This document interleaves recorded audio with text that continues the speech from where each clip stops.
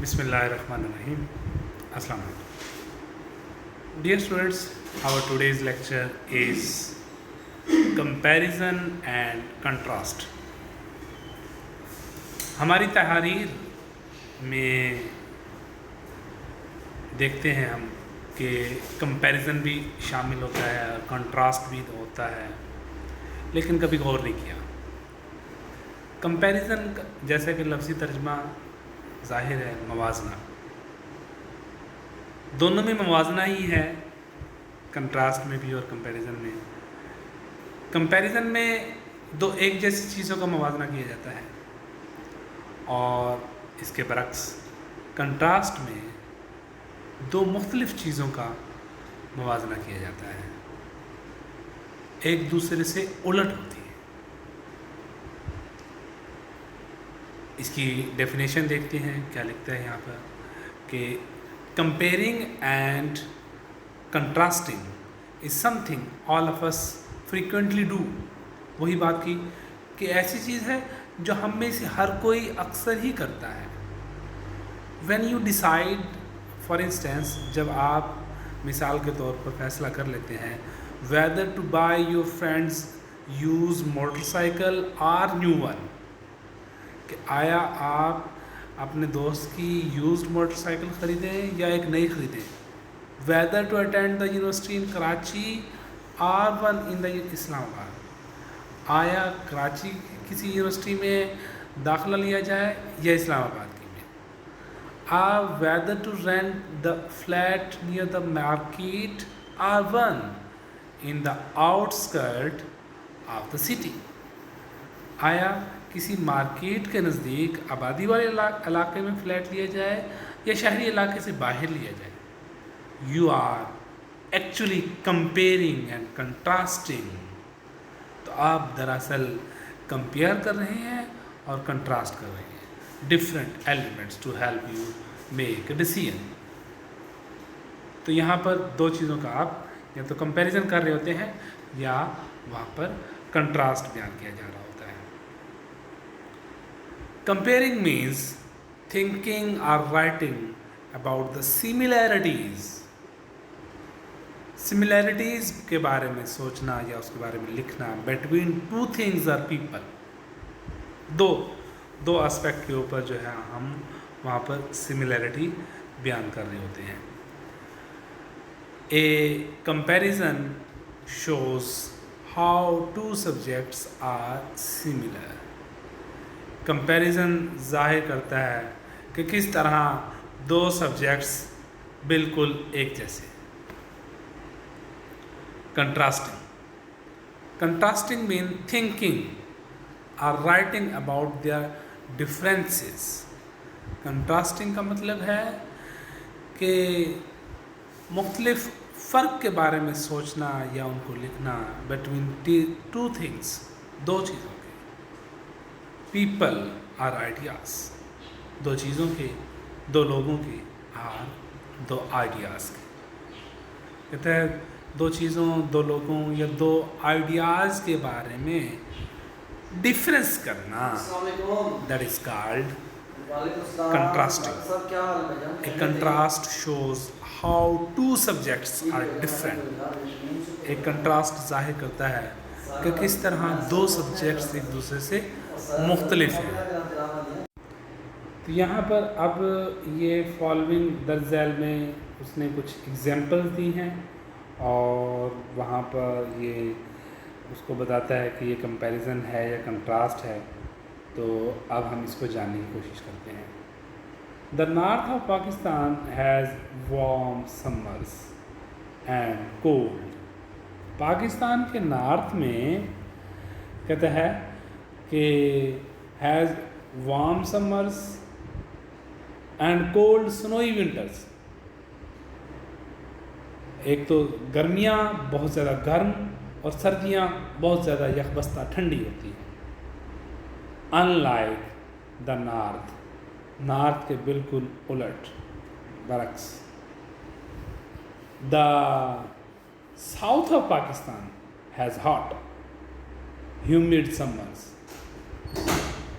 कि south of Pakistan में जो समर्स होती हैं वो हॉट और ह्यूमिड हबस वाली, एंड माइल्ड विंटर्स, और सर्दियाँ ज़रा माइल्ड, मामूली कम दर्जे की हुआ करती हैं। तो यूँ यहाँ पर नॉर्थ ऑफ पाकिस्तान का साउथ ऑफ पाकिस्तान के साथ कंट्रास्ट बयान किया गया है कि दोनों की जो खसूसियात हैं वो एक दूसरे के उलट हैं।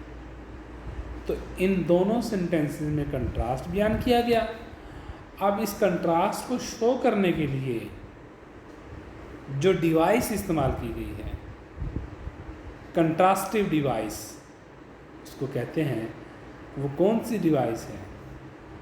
ये अनलाइक ये डिवाइस इस्तेमाल की गई कंट्रास्ट को शो करने के लिए। नेक्स्ट कहता है Sesame Street and Tom and Jerry are two popular television shows for young children. Young children के लिए दो पॉपुलर शो बताए गए हैं, एक तो सीसेम स्ट्रीट है और दूसरा टॉम एंड जेरी। अब चूँकि दोनों ही टेलीविज़न शोज़ हैं, दोनों की सिमिलैरिटी बयान की गई है, यहाँ पर सिमिलैरिटी है दो चीज़ों की, that's why it is a comparison. तो ये यहाँ पर कंपैरिजन है। नेक्स्ट कहता है the Nile river is the world's largest river, longest river. Nile river जो है वो सबसे लंबा दरिया है दुनिया का। And the Great Wall of China is the longest wall in the world. और वो ग्रेट वॉल ऑफ चाइना जो है वो भी दुनिया की सबसे लंबी दीवार है। अब यहाँ पर इन जुमलों में दो खसूसियात, दो बातें बयान की गई। एक तो दरियाए नील के बारे में कि ये लंबा दरिया है, दूसरा दीवार चीन के बारे में कि ये सबसे लंबी दीवार है। तो यहाँ पर दोनों की सिमिलैरिटी बयान की गई कि दरियाए नील ये लंबा दरिया है और दूसरा दीवार चीन जो है ये सबसे बड़ी दीवार है। तो उनकी बड़ाई बयान की गई, उनकी लंबाई को बयान किया गया यहाँ पर, दोनों की एक जैसी खसूसियात को बयान किया गया। That's why it is comparison. Next, Muslim celebrate Eid, Christian celebrate Christmas, whereas Hindus celebrate Diwali. अब दो से ज़्यादा चीज़ें यहाँ पर इसने बयान कर दी। मुस्लिम के बारे में बयान कर दिया कि वो ईद मनाते हैं, क्रिश्चियंस क्रिसमस मनाते हैं और हिंदू दिवाली मनाते हैं। अब त्यौहार तो उसने बयान कर दिए, लेकिन तीनों त्यौहार मुख्तलिफ हैं। अगर यहाँ पर बयान करता त्यौहारों के बारे में, जस्ट त्यौहार मनाते हैं ये डिस्कस करता कि वहाँ भी फेस्टिवल मनाए जाते हैं, क्रिश्चियन भी फेस्टिवल मनाते हैं, हिंदूज़ भी फेस्टिवल मनाते हैं, जस्ट फेस्टिवल की बात करता तो फिर तो था कंपैरिजन। अब वहाँ यहाँ पर उसने फेस्टिवल के नेम मेंशन कर दिए। अब मुसलमान ईद मनाते हैं, क्रिश्चियन उस ईद को नहीं मनाते।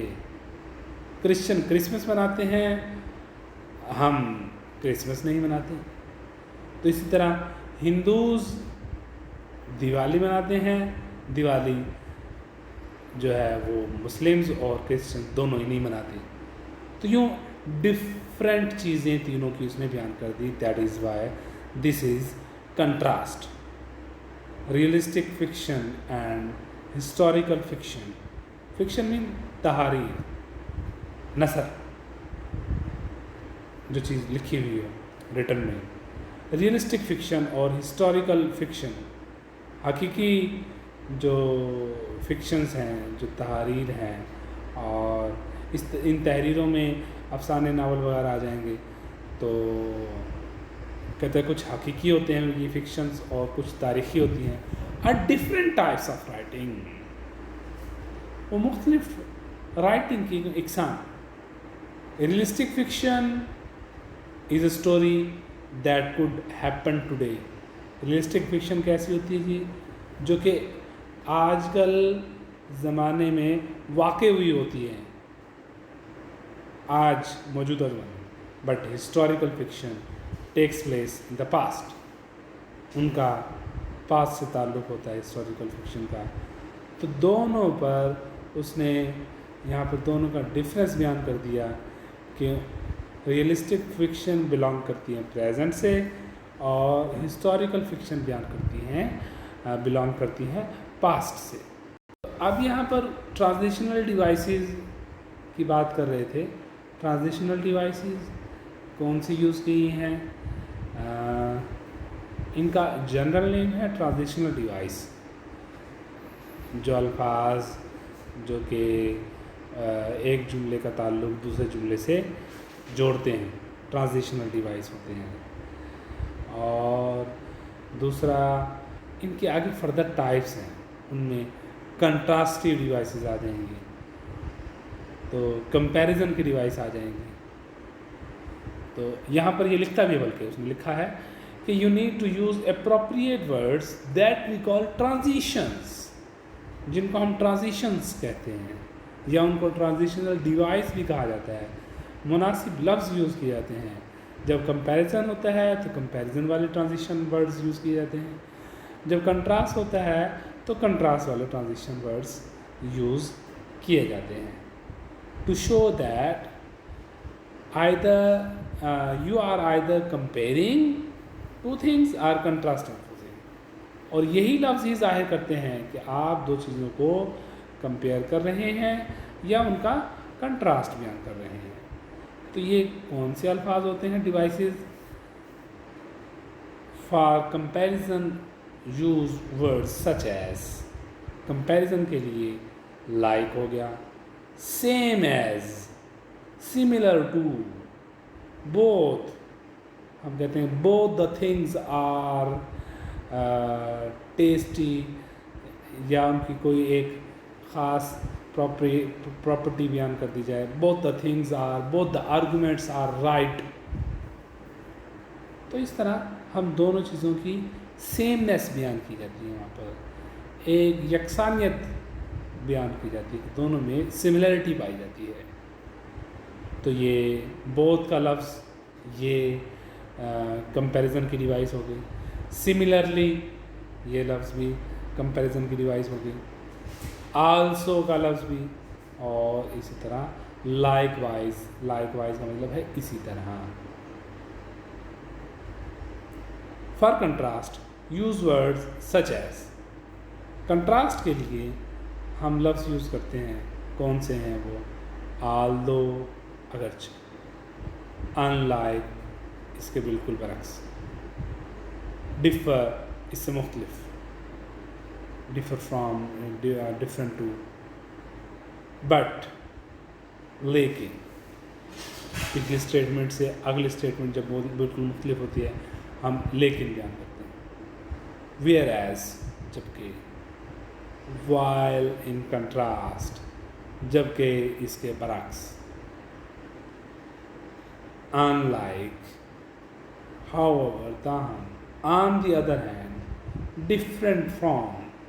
तो इस तरह ये मुख्तलिफ अल्फाज हैं जो हम कंपैरिजन और कंट्रास्ट दोनों में ही यूज़ करते हैं।